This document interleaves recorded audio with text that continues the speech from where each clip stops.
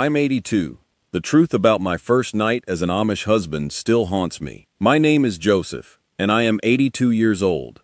I have been a widower for 9 years, a father for 58, and a husband to Rebecca for 55. But on the morning of our wedding, in the spring of 1962, my own mother would not look at me. She braided the long ribbons on my younger sister's prayer cap with steady fingers, hummed a hymn I had heard her sing 1,000 times, and walked past me 3 separate times without raising her eyes.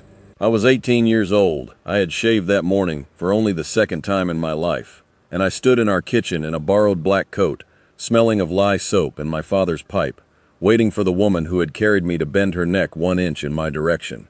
She never did. By sundown, I would be a married man. By the next morning, I would understand that the rupture between my mother and me had begun long before the bishop spoke our vows, and that almost every person standing in our barn that day knew something about my marriage that I did not. That is what still haunts me, not the wedding night itself, though God knows that night took something from me I have never recovered.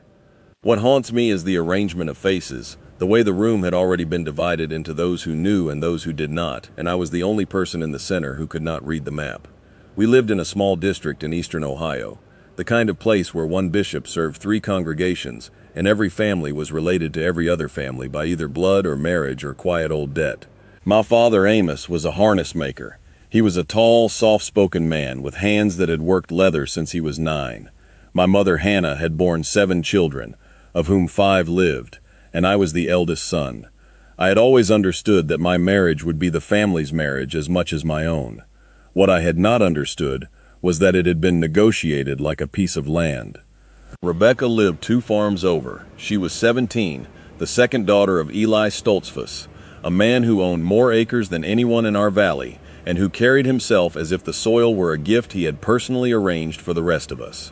Rebecca was not the daughter people expected him to marry off first. Her older sister, Miriam, was 20, and already had a steady young man named Daniel Byler, and the whole district had been quietly waiting for their banns to be published since the previous summer. So when, on a Sunday in January, the bishop announced that Joseph Yoder and Rebecca Stoltzfus would marry in the spring, the silence in the meeting house lasted 3 full breaths before anyone said amen. I noticed the silence. I was 18, not stupid. But I told myself it was the silence of surprise, of a younger sister marrying first. I told myself my father knew what he was doing. I told myself that if Rebecca's father had agreed, and my father had agreed, and the bishop had agreed, then God had agreed, and that was enough. The first sign that something was wrong came from Miriam, not Rebecca. 2 weeks after the announcement, I drove our buggy to the Stoltzfus farm to bring a wedding gift from my mother, a jar of honey and a folded length of dark cloth. Miriam met me at the door. She was a thin woman with very calm eyes, and she looked at me for a long moment before she stepped aside. "Rebecca is in the spring house," she said. I thanked her and turned to go, and as I turned, she touched my sleeve, just the cuff, 2 fingers. "Joseph," she said, "if you have a kind heart, be kind to her tonight when no one is watching." I did not know what to say. I was 18, and I thought she meant on the wedding night, and I felt the blood climb into my face. I muttered something foolish and walked out into the snow. By the time I reached the spring house, I had decided Miriam was simply being protective of a younger sister. I told no one, especially not Rebecca. Rebecca herself was harder to read. She was small, with dark hair under her cap, and a quiet way of holding her hands folded in front of her apron, as if she were always waiting for instructions. She spoke to me politely. She let me drive her home from singings. She accepted the gift. But she never once looked at me with the shy gladness I had seen on Daniel Byler's face when he looked at Miriam. I told myself she was a serious girl. I told myself love would come. The second sign came from my own mother. In March, 6 weeks before the wedding, I came in from the barn one evening and found her sitting at the kitchen table with a tin box open in front of her. The box had been my grandmother's. Inside were letters, a few photographs from a great uncle who had left the plain life, and a small leather-bound ledger I had never seen. When my mother heard me, she closed the box so quickly she caught the corner of her apron in the lid. She did not turn around. "Joseph," she said, "go wash. Supper is almost ready." I went to wash. But that night, Lying in the room I shared with my younger brother, I kept thinking about the way she had closed that box. My mother was a woman who did not flinch. She had delivered 3 of her own children alone in the back bedroom because the midwife had not arrived in time. She did not snap lids shut. She did not hide things from her own son. I asked her about the box the next morning. She said it was old family papers and none of my concern. I asked my father that evening. He looked at me for a long time over his coffee cup. Then he said, "Your mother is tired, Joseph. The wedding is much work." That was all. My father, who could talk for an hour about the proper way to wax a thread, gave me one sentence and left the room. So I went to the only person I trusted outside our house. My uncle Levi, my father's younger brother, lived alone in a small cabin at the edge of our property. He had never married. The district told a quiet story about him, that he had courted a girl from Indiana years ago, and that something had gone wrong, and he had come home and never spoken of it. He worked our back field in exchange for the cabin and his meals, and he was the closest thing I had to a friend. I told Levi what Miriam had said. I told him about the tin box. I asked him if he knew why my mother would not look at me.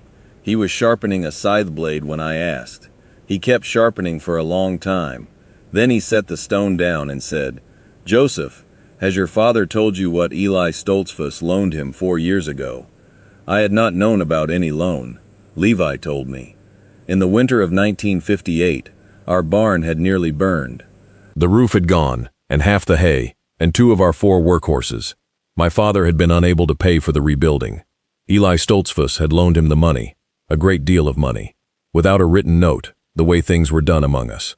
My father had been paying it back in small amounts ever since. He still owed most of it. "And the wedding?" I asked. Levi looked at me very steadily. "I am not the one to tell you," he said. "Ask your father, but ask him tonight, Joseph. Not after the banns are read a 3rd time. Tonight." I did not ask my father that night. I did not have the courage. I told myself Levi was bitter, that a man who had lost his own chance at marriage saw conspiracies where there were only arrangements. I told myself my father would never sell me. I went to bed and prayed, and in the morning I helped my mother carry water and pretended I had heard nothing.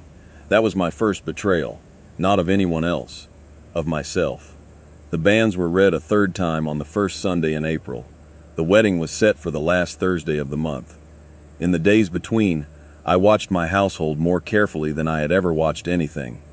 I noticed that my mother spoke to my father only about household matters, and never met his eyes either. I noticed that my father, who had always sung while he worked leather, had stopped singing. I noticed that when Eli Stoltzfus came to our house to discuss the wedding meal, my mother left the room and did not come back until he had gone. I noticed Rebecca too. On the Sunday before our wedding, after the service, she walked with me along the fence line at the edge of the host family's pasture. It was the longest we had ever been alone. She did not speak for a long time. Then she said, very quietly, "Joseph, do you want to marry me?" I was startled. I said yes. I said of course. I said I would be a good husband. I said I would be kind. She nodded. She kept looking at the fence posts. Then she said, "I want you to remember that I asked." I did not understand. I asked her what she meant. She shook her head and said, "Nothing. I am only nervous." She smiled, and the smile did not reach her eyes, and she walked back toward the house. I stood by the fence for several minutes before I followed. "I have thought about that sentence for 64 years. I want you to remember that I asked. It was the only true warning anyone gave me that I was able to receive, and I did not receive it." The wedding day was bright and very cold for late April. Our barn had been swept and the long tables set up, and the women of 3 districts had been cooking for 2 days. I stood in our kitchen in my borrowed black coat. My mother braided my sister's ribbons. My father came in, looked at me and said, "Joseph, be a man today." Then he went outside.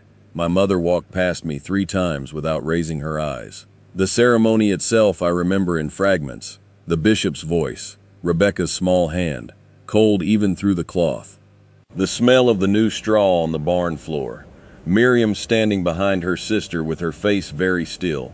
Daniel Byler, who should have been her own husband by then, standing at the back of the men's section with his hat in his hands. My uncle Levi, who had walked over from the cabin, watching me from the 2nd row, with an expression I could not name. We were married. We ate. The men slapped my shoulder. The women kissed Rebecca's cheek. By the customs of our district, the bride and groom did not leave on a journey. We would spend our wedding night in the small upstairs room of my parents' house, which had been prepared for us, and we would move to a tenant cottage on Eli Stoltzfus's land within the week. The room had a bed, a washstand, a single chair, and a chest at the foot of the bed. My mother had laid out a quilt I had never seen before, a wedding quilt, dark blue and cream, with the date stitched in one corner. I noticed, even in the lamplight, that the stitching in the corner was not my mother's. The hand was different, smaller, tighter. Rebecca came in. She closed the door. She stood with her back against it for a long moment, and then she walked to the chair and sat down without taking off her cap. "Joseph," she said, "I have to tell you something." I sat on the edge of the bed. I was 18 years old. I had never been alone with a woman behind a closed door in my life. My hands were shaking, and I was trying very hard to look as if they were not. She told me. She did not cry. She did not look away. She spoke as if she had rehearsed the words for weeks, which I later understood she had. She was carrying a child. The child was not mine. The child was Daniel Byler's. She and Daniel had been promised to each other since they were 15. In January, when she had realized she was pregnant, she had gone to her father. Her father had gone to the bishop. The bishop had gone to my father. My father owed Eli Stoltzfus a great deal of money. A wedding to a younger Yoder son would quietly cancel the debt, give the child a name, and prevent the scandal of a Byler child born to a Stoltzfus daughter out of season. Miriam's wedding to Daniel had been quietly postponed. Daniel had been told he would marry Miriam within the year if he kept silent. Rebecca had been told she would marry me. "I did not want this," she said. Her hands were folded so tightly in her lap that the knuckles were white. "I asked you on Sunday because I needed to know if you were a kind man before I told you. I am sorry, Joseph. I am so sorry. I want to tell you that I rose to that moment. I want to tell you that I took her hand and said the child would be ours and that we would build a life.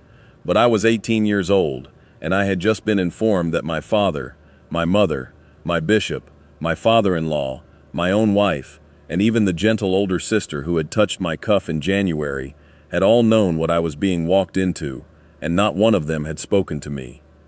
I did not shout. I did not weep. I stood up from the bed, and I walked to the window, and I looked out at the lantern still burning in the barn where my Uncle Levi was helping the last of the guests find their buggies, and I understood for the first time that Levi had tried.